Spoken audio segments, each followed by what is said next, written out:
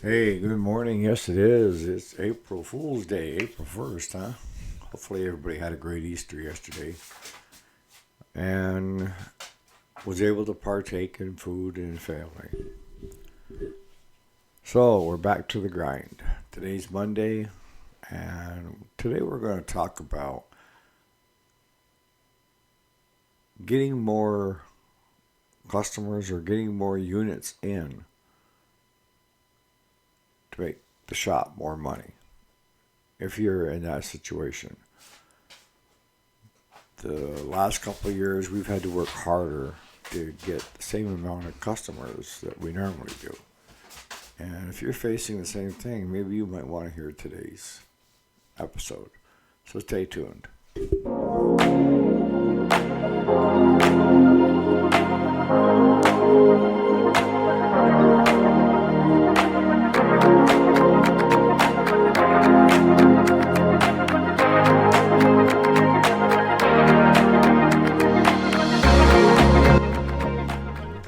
All right, so welcome back. If you don't already know it, my name is Eric, and I do the weekday show. Today is day one of the week, Monday.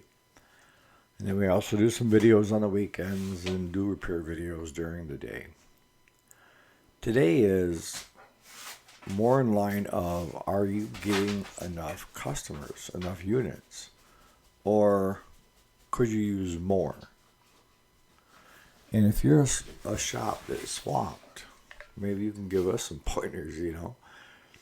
But I noticed that with the way the economy is, it's the economy stupid, right? Disposable income has gotten smaller and smaller. And what is disposable income? Disposable income is what's left over after we sit down, we paid the light bill, pay the heating bill.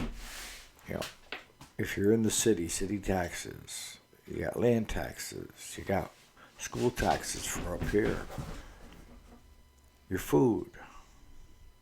When all those things are covered, your vehicle payments and stuff like that, it's what's left over. You could call it pocket change, right? Because it usually is pocket change compared to what you're bringing home every week or every 2 weeks. And in what areas does disposable income affect? Well, it affects a lot of your service industry. And when I say service industry, we're part of it. We're a repair shop. And there's plus and minuses to it. And I'll go more into that of keeping the old one versus the new one. But any part of the service industry, getting a haircut, a massage, going out to eat, going, to the water park, going here, going there, doing this, doing that. All of that most often takes extra money, right? So that's where your disposable income comes into play, is people look at their disposable income, what they have left over after all their bills have been met. And some don't have any. They're going backwards, okay?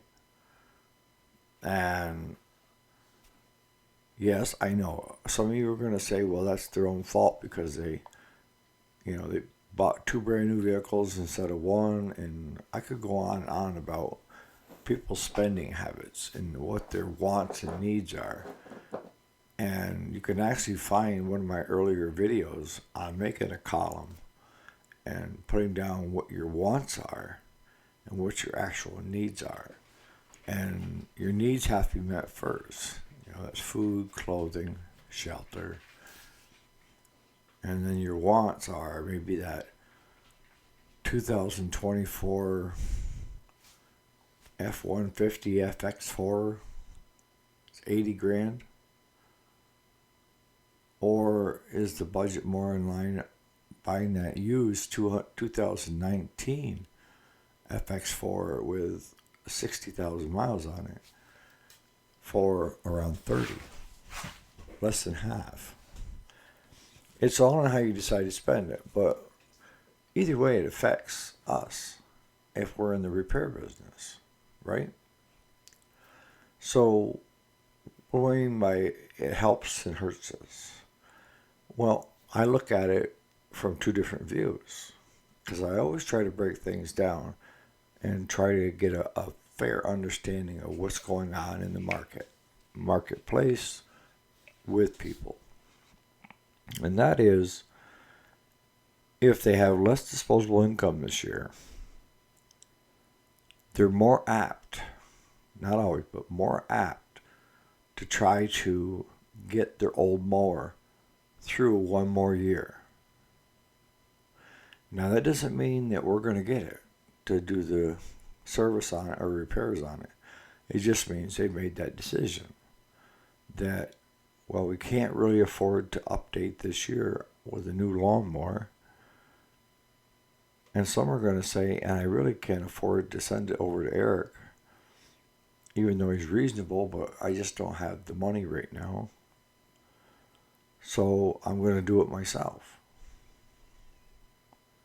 And I think we're seeing more of that. And YouTube is helping in that department.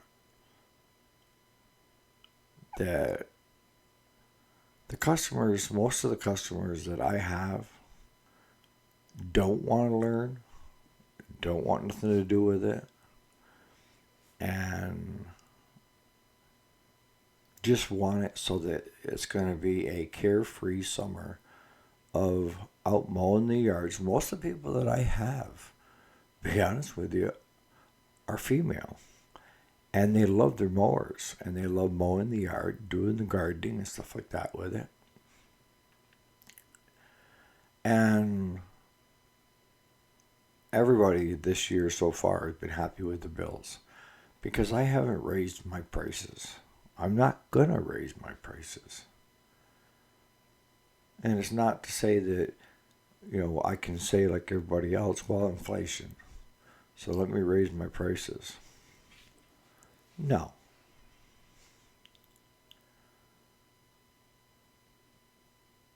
See, the thing is anything that can affect something that goes up in value or down in value, and I know Amos is going to chip in on this one.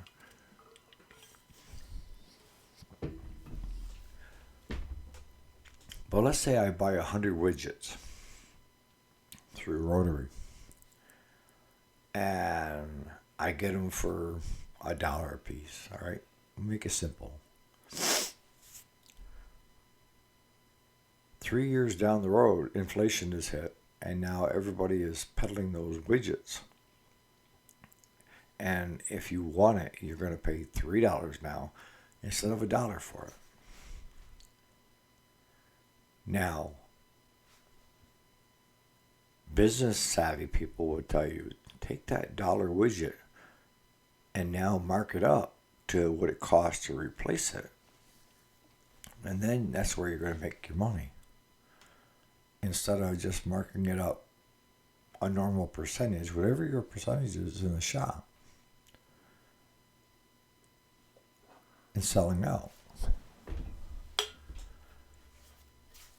See, I'd rather have mine reasonably priced and sold out than still sitting on 98 widgets, because I decided to. And when you go to the gas station, they're not allowed to raise the prices on the fuel until that new drop comes. But a lot of them do, don't they? They've already put their order in. They know what it's going to cost for the next shipment. So they take the shipment that they're getting right now at less money and bumping that up to the new price. And a lot of businesses do it. But this brings it back to, what can we do to get more people to come to us? Because I'm still hearing from new customers that said, we never even knew you were there. And that's on me. It's not on them, it's on me, because I haven't figured out where they're hanging, where to let them know we're here. What I've always relied on is word of mouth. And I do utilize Facebook Marketplace. I do utilize Facebook Business for Northern New York parts. And I will do shout outs on that Facebook page that we have openings. And now is the time to think if you want to get your unit repaired in and out. And that's what a lot of our customers are doing right now. And I always try to correlate it around income tax time because most of the people I deal with, they usually get money back. All right. So now is the time to let them know this is what you have. And this is the time to get it here and do it while you still have money. The other place that I utilize is we do have a fully functioning website. Actually, we did have more than one, but then I combined them. See, you have Northern New York Parts that is basically small engine, parts and service. And then you have My Farm Parts, that is the agricultural side. And that's how we've kept them separated even on the venues, is Northern New York Parts and My Farm Parts. Coming from the same place. But we don't put the farm parts in the Northern New York Parts. We don't put the small engine parts over in My Farm Parts. When people see My Farm Parts, they identify that this is agricultural, this is tractor stuff. So having a website is another way to get seen. And I'm not saying you have to have one like ours. You know, ours took a lot of time and effort, and I have the skill. There are a lot of programs out there that will help you develop even what I call a one-page static website. What I mean by static, I mean it doesn't change. It just gives your information, contact information, store hours, and voila. So you got a Facebook page, and just go with a one-page website. The other thing is Google. If you're not listed with Google listings, you need to as a business.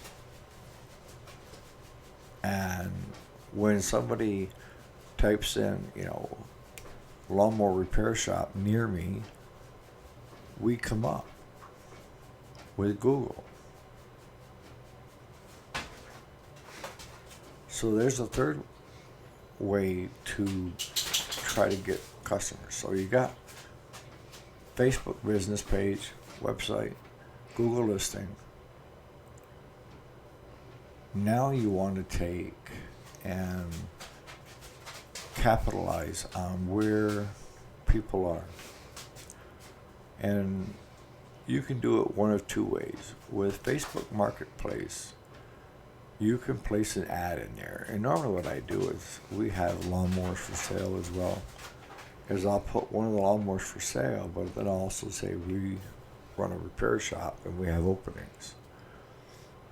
Or we run a tractor repair shop, we have openings. And let that continue to renew and then delete and relist it. Just be careful there because Facebook, because they got AI in there. AI is everywhere. But AI is looking at anything they think that should be making money for them versus making money for you. Because technically by their listings says if you're doing it for a business, then you need to do the business ads, what are called sponsored. And we did do sponsored years ago. Didn't amount to crap. Some people say it works great, but for us it didn't. It was a waste of money. And most of the people that were seeing it We're already seeing it. So it didn't make any difference.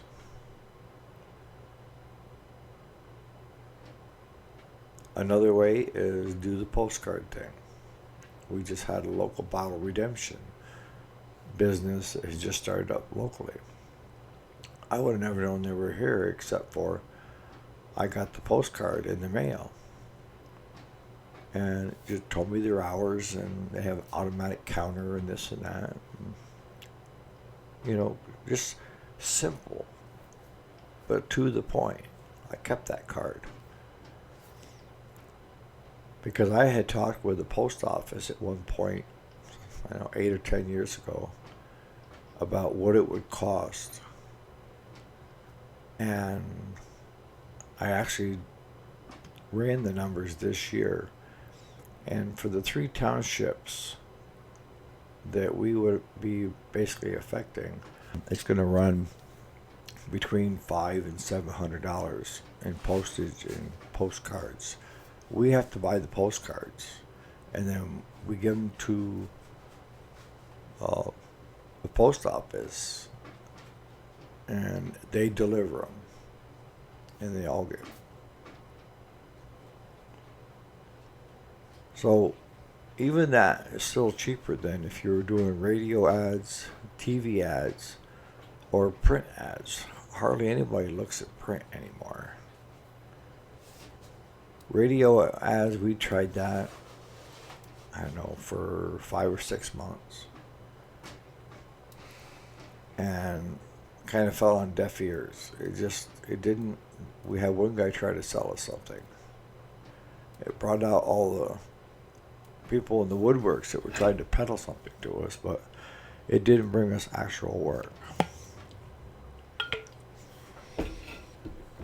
So let me know, what are you doing? What are you changing? Or are you swamped?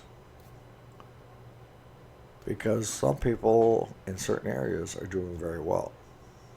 So I'm going to start wrapping this up.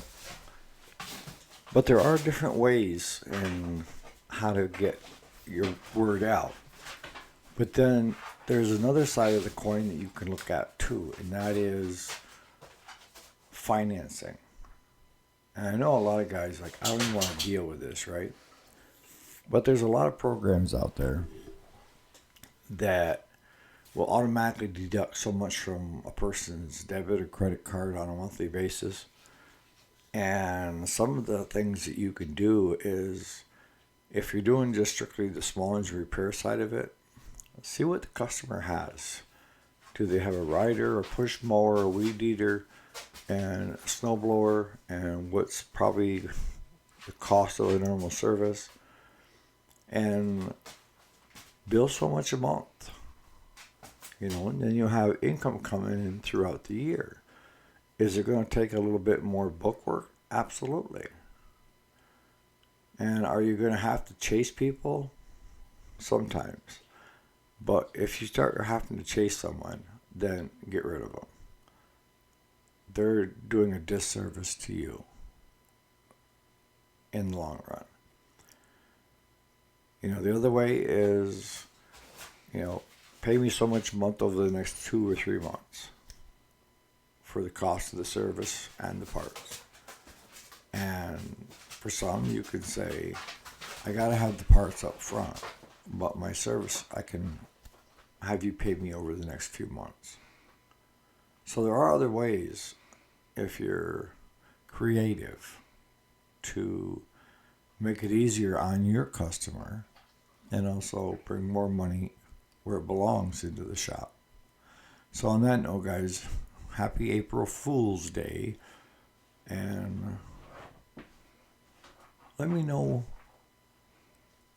what kind of ideas you have, and maybe something that you're trying to implement that isn't working and maybe just needs to be tweaked. We'll see you tomorrow morning, bright and early. Thanks so much for watching.